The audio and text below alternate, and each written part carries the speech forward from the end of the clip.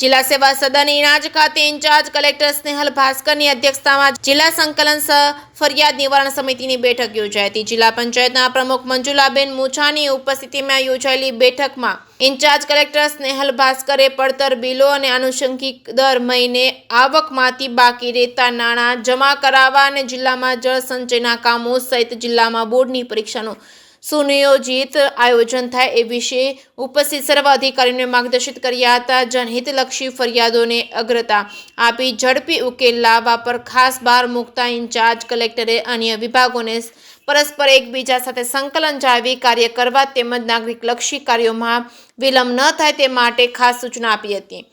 નિવાસી અધિક કલેક્ટર રાજેશ આલે નાગરિકોની પડતર અરજીના નિકાલ અંગે કર્મચારીના ખાનગી અહેવાલ અને સિટીઝન ચાર્જશીટ અંતર્ગત અરજીઓ અને નિવૃત્ત અધિકારીઓના પેન્શન કેસ તેમજ સ્વાગત પોર્ટલ પરથી અરજીઓના નિકાલ અને જનપ્રતિનિધિઓના પત્ર વિશે સમયસર વિગતો પૂરી પાડવા તેમજ કલેક્ટરને રૂબરૂ મળેલી રજૂઆતો અંગે નિયમો અનુસાર કાર્યવાહી કરવા ઉપસ્થિત સર્વને માર્ગદર્શિત કર્યા હતા। જિલ્લા શિક્ષણ અધિકારી એમપી બોરીચાએ જિલ્લામાં બોર્ડના પરીક્ષાલક્ષી આયોજન અને તમામ કેન્દ્રો પર પરીક્ષાર્થીઓ શાંતિપૂર્વક યોજાય એ માટે નોડલ ઓફિસરની નિમણૂક અને પોલીસ વિભાગ, આરોગ્ય વિભાગ, પીજીવીસીએલ સહિતના અન્ય વિભાગોના સાથે સંકલન કરી સુનિયોજિત આયોજનને લગતી તૈયારીઓ વિશે રૂપરેખા આપી હતી। જે કે સિંગોલતી સાથે મહેશ વાજા, સોમનાથ।